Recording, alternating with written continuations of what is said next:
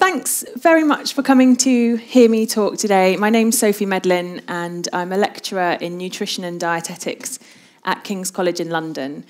And I've come to present to you my research on nutrition and diet in people living with a stoma.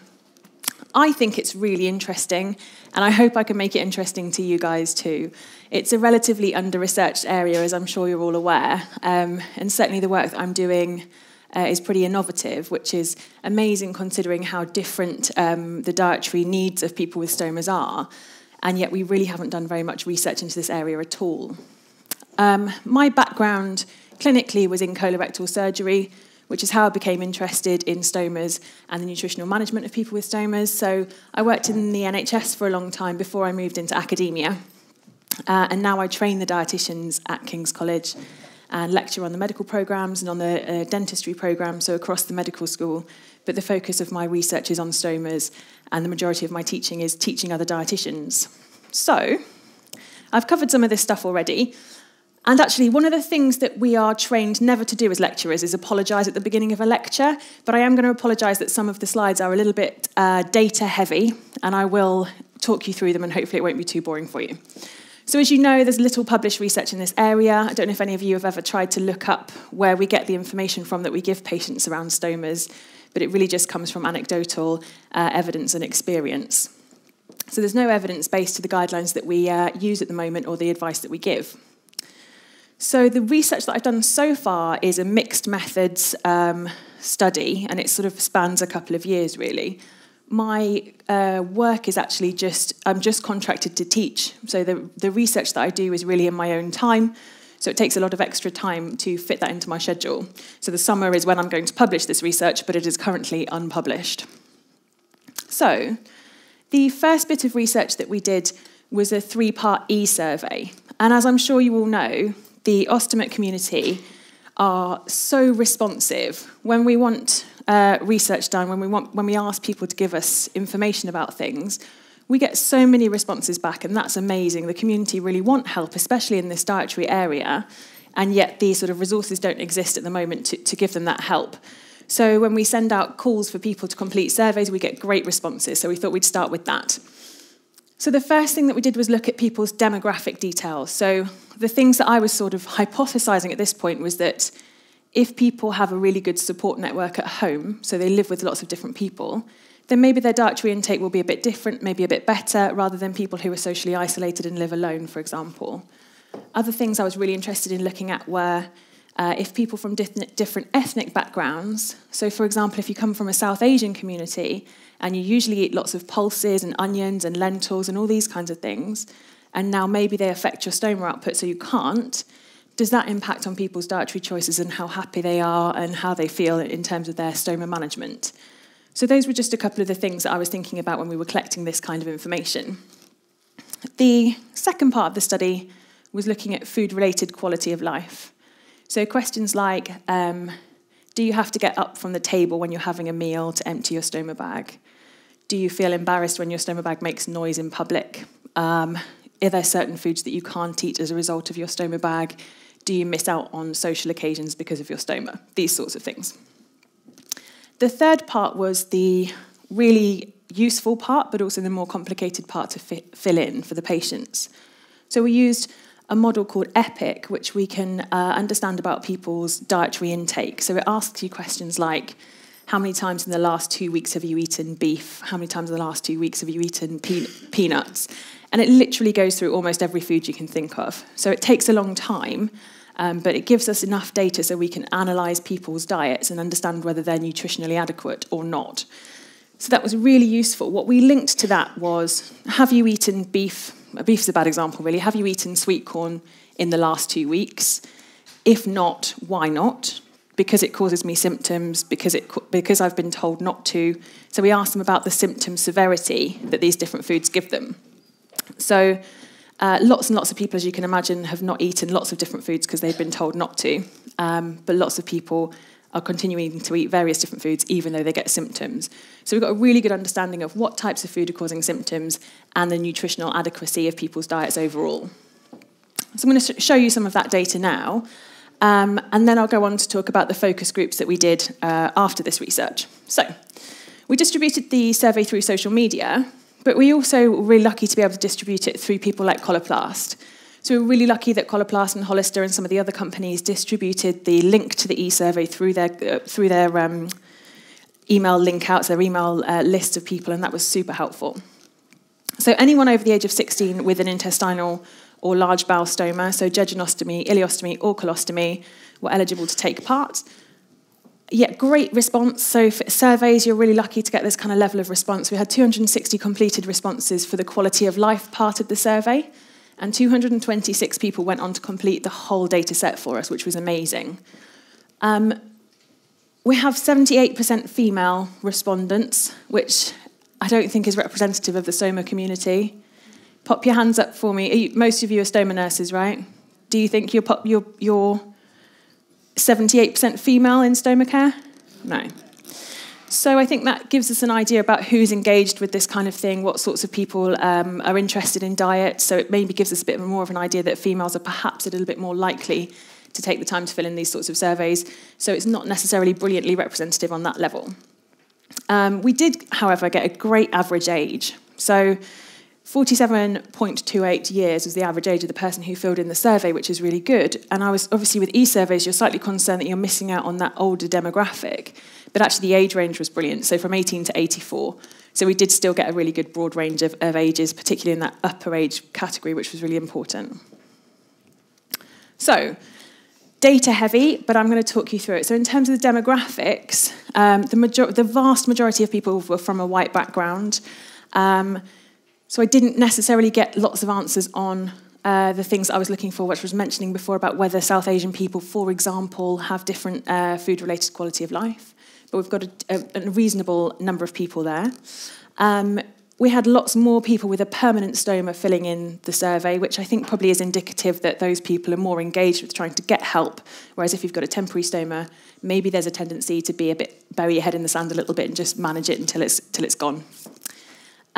We had a really good range of different reasons for the current stoma formation, but one of the things that I made a massive mistake on is giving people the option of putting other, because I will never know why they had that stoma formed.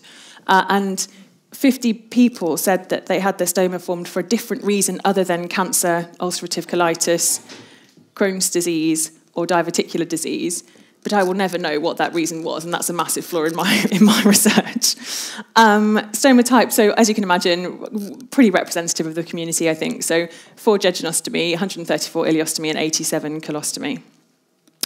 One of the things I thought was interesting was finding out how long they'd had their stoma for, with the sort of hypothesis that perhaps that would, if you'd had your stoma for longer, maybe your food intake is a bit more established, maybe you're a bit more confident, maybe it doesn't affect you so much and you're able to eat a bit more of a diverse range of foods.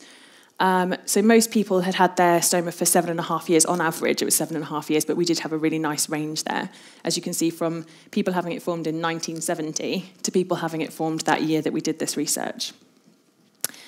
Another thing that I was really interested in, and maybe in the future this is something I would really appreciate you guys getting involved in, is this weight management issue with people with stomas. So we asked people what they considered their current weight status to be. So do you consider yourself to be underweight, normal weight, or overweight?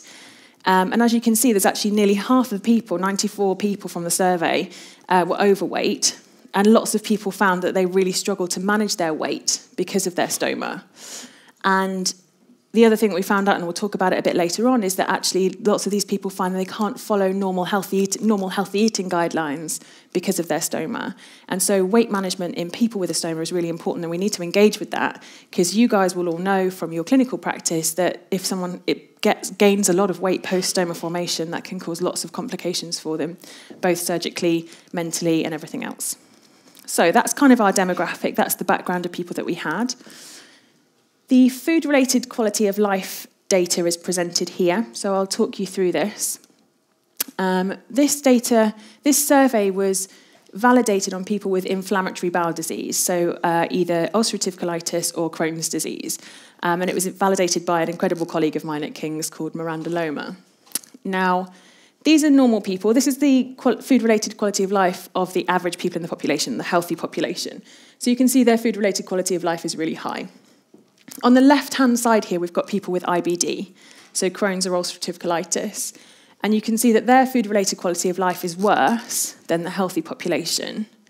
But people with a stoma, their food-related quality of life is much, much worse, even than these people with IBD. When I think about the service provision for people with IBD in terms of multidisciplinary care, in terms of psychological support, certainly in terms of dietetic time, IBD patients are incredibly well supported. Dietitians are built into their budget so that when patients are diagnosed with IBD, they have a certain amount of dietetic time built in. People with a stoma, it's a real postcode lottery, and there's very few dietitians who are interested in stoma management at all. So, and certainly very few who have any specialist training in it. Pop your hand up for me if you have a dietitian in your MDT that knows lots about stomas. Okay, so a few of you, that's pretty positive. I would say that's massively variable across the country. So, as I was saying before, I was thinking that some of these things would be impacted by things like who you live with, what your support network is. We couldn't really statistically look at people from different ethnic backgrounds because we had such a small number. But actually the only things that we could really associate with this is gender. So again, we had massive numbers of females, but females did generally report worse food-related quality of life than the males.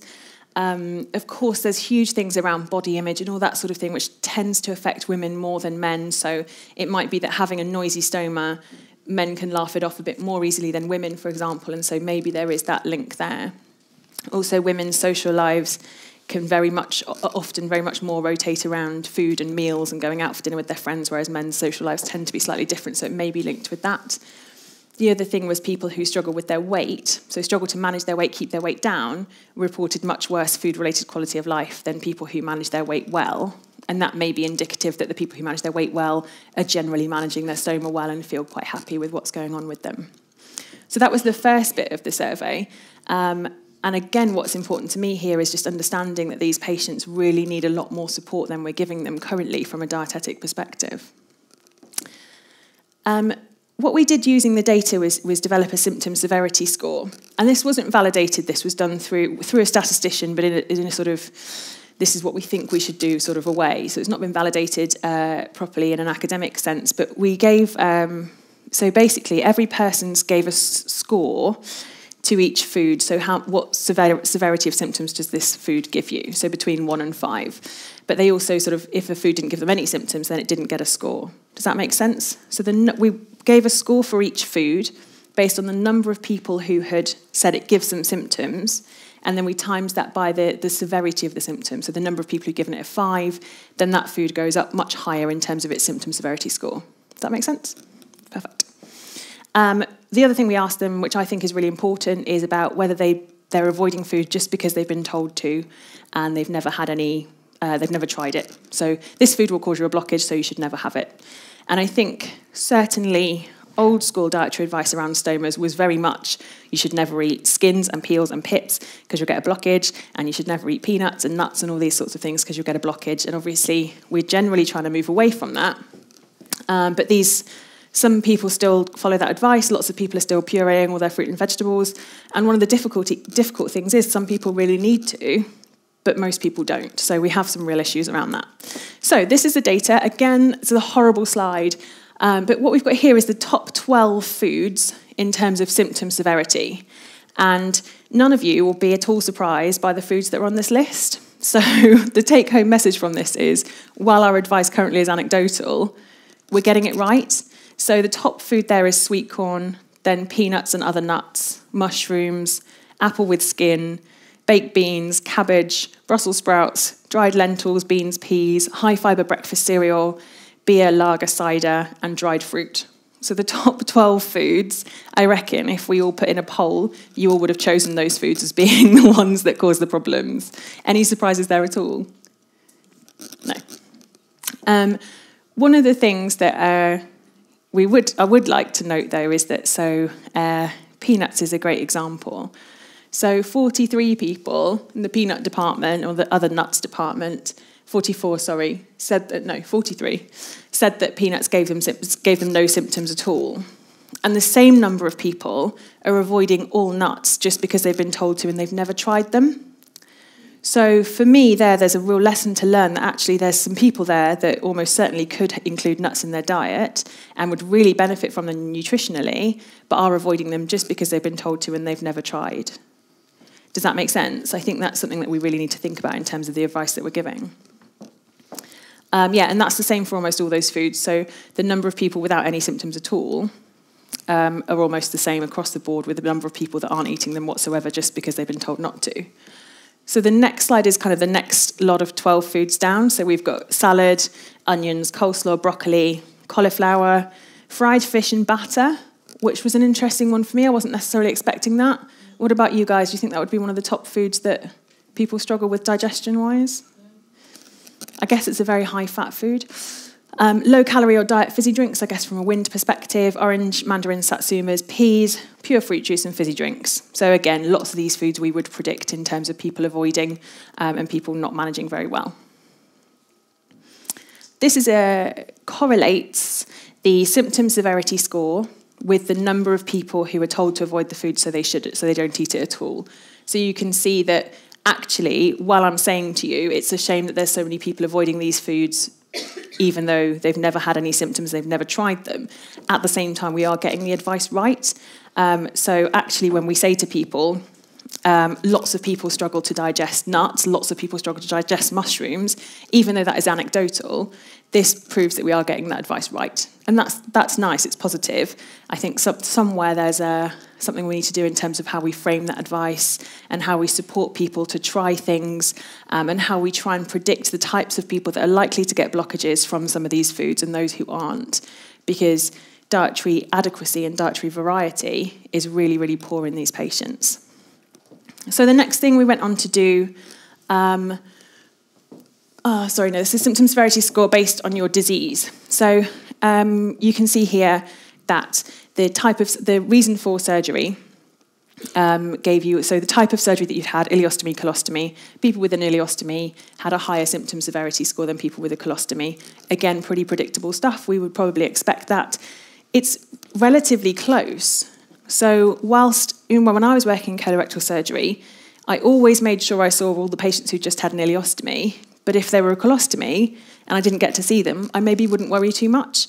But actually, it's almost the same. There's some disparity, but it's almost the same in terms of the numbers. So it's not necessarily predictive that people with an ileostomy need more dietary support than people with a colostomy.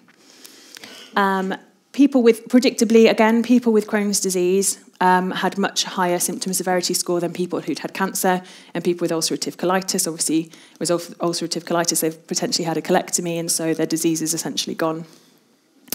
And then the number of surgeries. So again, I don't know if I mentioned before, I did, that the number of surgeries somebody had, we sort of hypothesised that would create more complications and therefore affect their dietary intake. And of course, the people who had more surgeries, 10 plus surgeries, had a higher symptom severity than those who had less surgeries, which again, we would have expected. When we compared people's dietary intake to nutritional guidelines, so the ones that we used for this study, this is the Public Health England's Eat Well Guide. So unfortunately, when we were halfway through this research, they changed it slightly so that actually these foods here, which is like snack foods, crisps, biscuits, cakes, things like that, were taken out completely. So this is what is recommended, and this is what patients with stoma are eating in terms of dietary patterns. So you can see there that fruit and veg intake is much lower than what we would like it to be. Things like dairy, so in the blue there is dairy. They're eating a lot more dairy foods than is recommended, so higher fat foods there. Having a lot more fat in their diet than is recommended, a bit more protein. But on the far right here, this is when we put in those snack foods, so things like crisps, biscuits, cakes, and all those foods that we kind of go to. And when we put that in as a percentage, you can really see that from 40% to 16% of the diet is taken up by fruit and vegetables. That's a real issue. We know that lots of these snacky type foods tend to help to absorb lots of water from the bag. They tend to be something that people eat for comfort food. There's lots of practical reasons why people include more of these foods and less fruit and vegetables in their diet. But of course, there's massive risks associated with that. So increased risk of type 2 diabetes, increased risk of cancer, whether that's a primary cancer or a secondary cancer, increased risk of heart disease, cancer, all these things has massively increased because of this type of dietary pattern.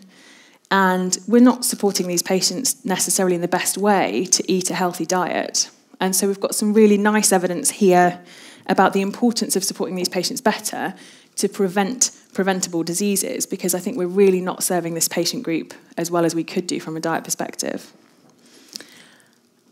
So from here, what I thought was really important was to understand from the patient's perspective. I wanted to speak to some patients, wanted to get them in and talk to them about the dietary advice they'd received and really understand things a bit better from their perspective. So we had some focus groups, which was really nice, and we had a really nice broad range of patients. We had lots of patients who came from support groups, so headed up support groups in the local area. So obviously I'm based in London. But then we also had some patients in those same focus groups who hadn't felt that the support group had helped them at all. So we had some nice conflict there. So you know how some patients lead up a support group, their stoma function is great, they think everyone else's stoma function should be great, and they've got not very much time for people who say, actually, I'm really struggling. Some support groups are amazing, and some obviously have different characters within them. So we had a really nice broad range of people in those groups. And what I wanted to do is really understand the dietary information that's being given to people at the moment and how we can actually improve that to meet their needs. So we asked 5 questions. Where do you go for dietary information? How useful is the dietary information you have received? How would you like to access dietary information? How can we help you? How easy or difficult do you find it to follow healthy eating guidelines? And how do you think we could help people with a stoma to manage their weight or manage their healthy eating a bit more effectively? I'm not going to go through all these questions, but I'll show you a few sort of quotes from our patients. So, where do you go for dietary information?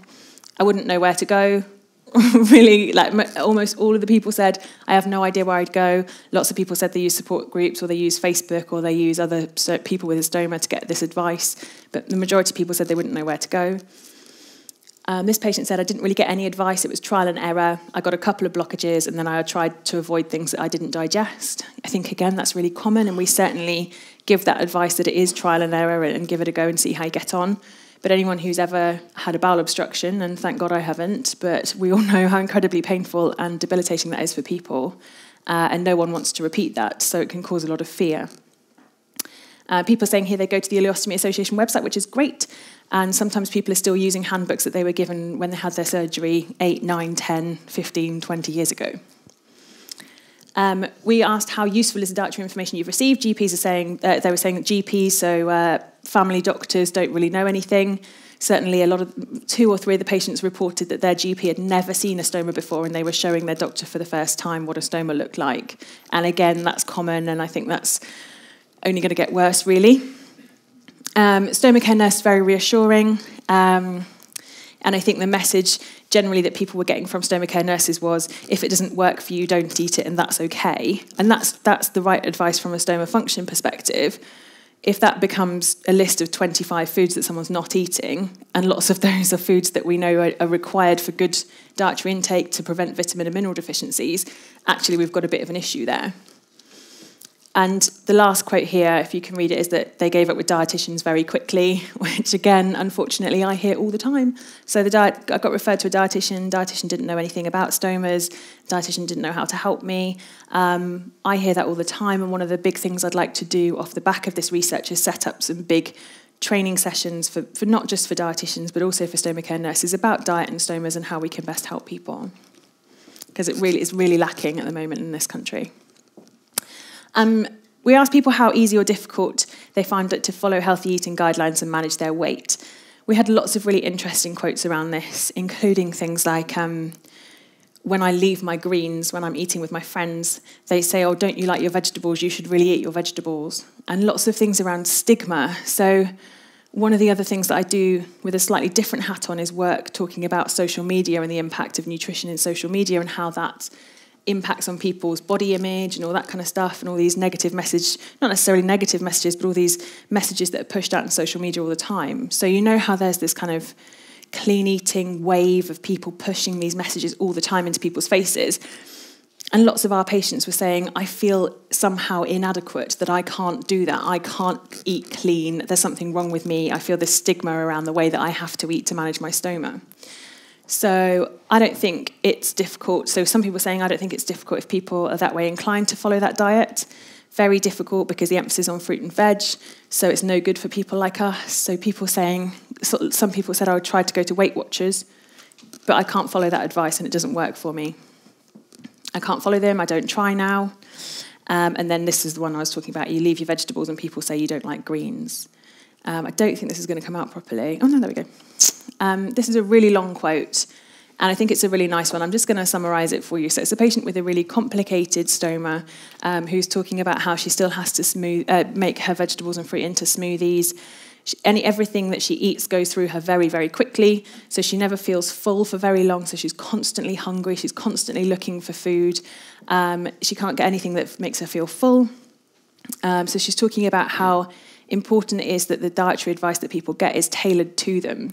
And certainly when we were in the focus group, things that one person could eat, the other person couldn't eat at all. And it's that diversity and disparity across the community that make giving dietary advice to these people very difficult. So she's saying she feels very guilty for being unhealthy, but whenever she does have to have more fibre, she ends up with a blockage and ends up in A&E. So this is somebody who's just managing on her own without any proper support from a dietitian, from someone that could help her to balance her diet better. That's all of the research that we've done so far. I think one of the things that I feel really passionately about is that we're altering these people's digestion. We're doing an intervention on them, giving them a stoma. And then for a lot of these people, once they're certainly from a nutrition perspective, they're just sort of left. We just let them get on with it. And actually, we're putting them at massive risk of all kinds of long-term conditions and not managing that at all and not giving them the opportunity necessarily to eat as healthy as everyone else can choose to. And of course, it's about choice. Of course, some people would never eat healthily even if they were given the option. Some people would have had a terrible diet before their stoma, and that's okay.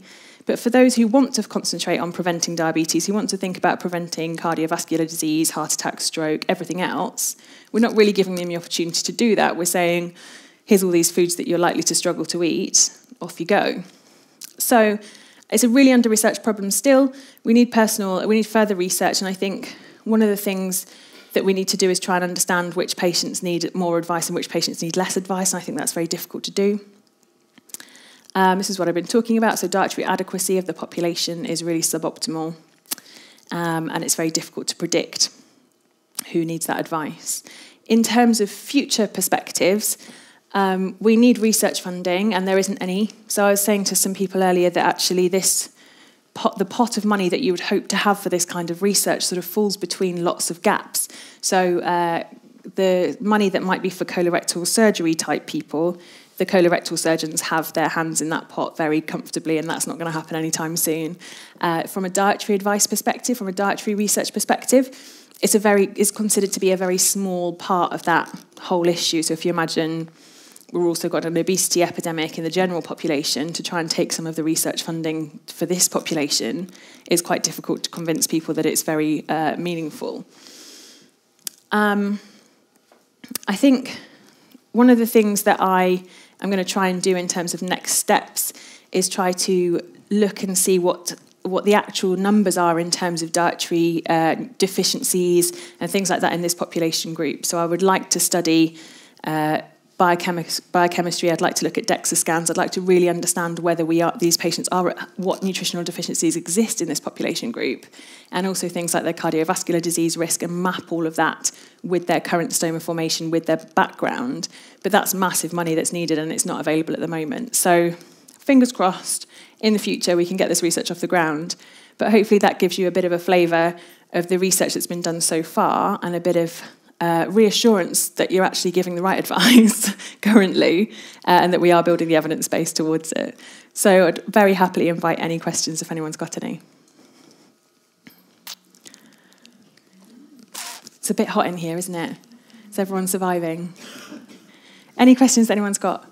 Yeah? What's the best advice you would give us as ostomy nurses when we talk to our patients? Yeah, great question. So I think so the question, sorry if everyone couldn't hear it, it was about what's the best advice to give.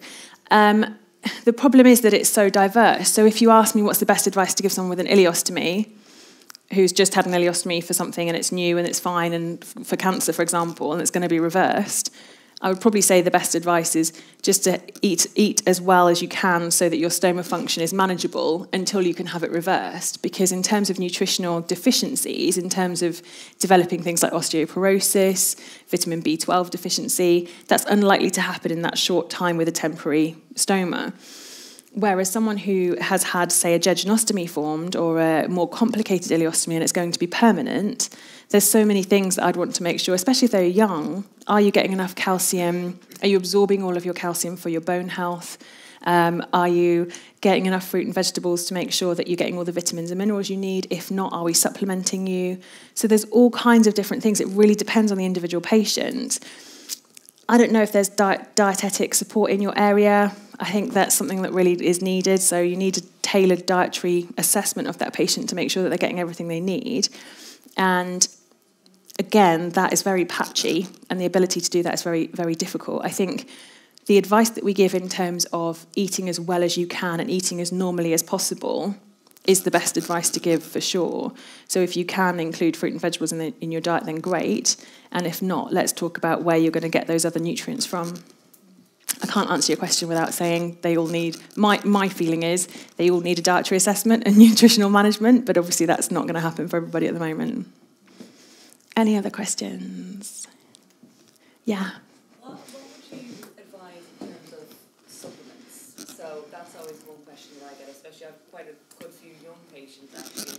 You know, it's all about protein powders and shakes, and I just say go for it because they're shakes. It doesn't matter, take the protein powders. Yeah. Take them.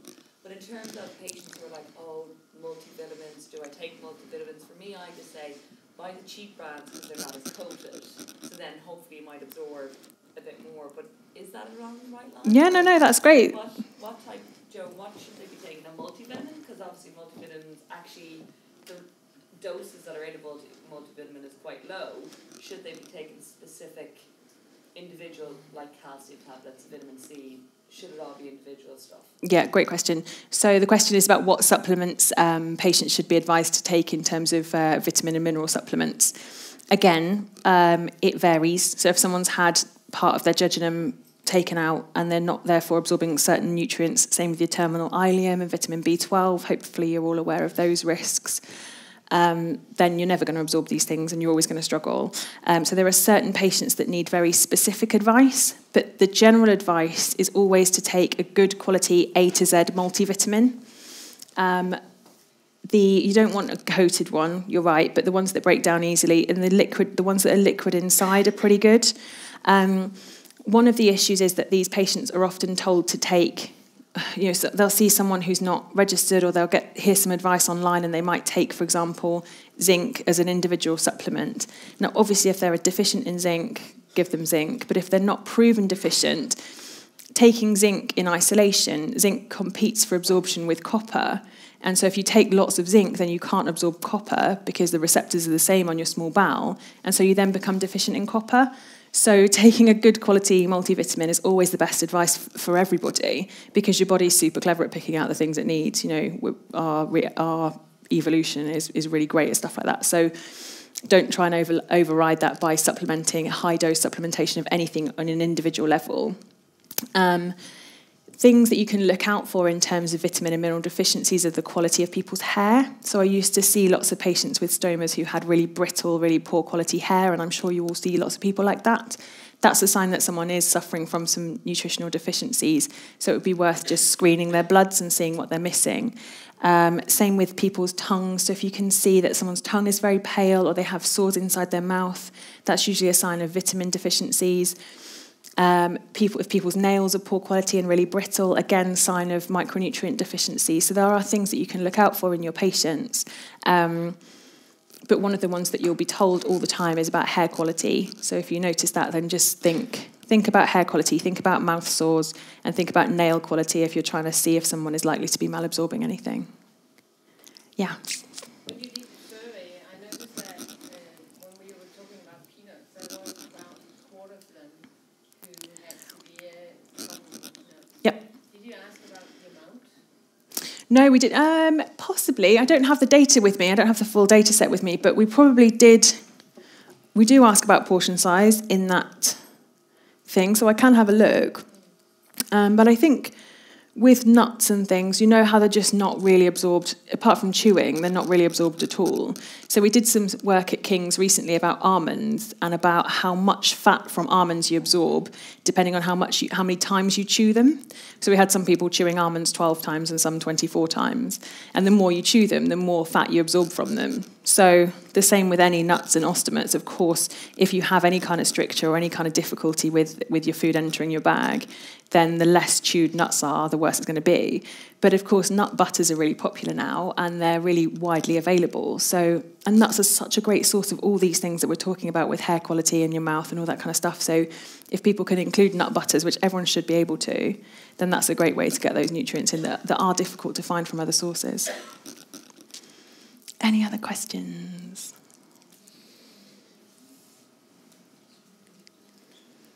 Okay. So, thank you very much for your time. It's really nice to have you all here, and I'll probably catch some of you later on.